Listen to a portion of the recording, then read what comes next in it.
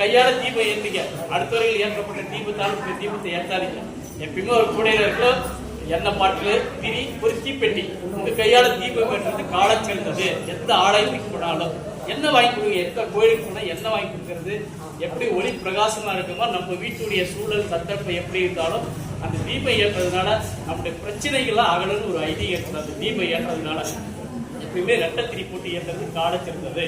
அதே மாதிரி நெய் தீபம்னா நெய் தீபம், நல்லெண்ணெய் தீபம்னா நல்லெண்ணெய் தீபம் கலந்து பலசர கடையில விற்பான். 5 முக்கூட்டு எண்ணெய் 5 எண்ணெய் விற்பான். அதை நாம நம்ம கையால எண்ணெய் கலந்து தீபம் ஏற்றுறது கூடாது. அதே மாதிரி ஒருத்தர் கையெழுந்து எண்ணெய் தயவு செய்து வாங்க. ஒருத்தர் கையெழுத்து எண்ணெய் வச்சாக்க வாங்கினா கொடுத்தா கோயில கொடுத்தா கீழே வச்சுங்க எடுத்துங்க. தயவு செய்து கோயில் வந்து இது பண்ணக்குள்ள கோயிலையும் சரி எங்கேயும் சரி கை வைக்க எண்ணெயை மட்டும் வாங்க.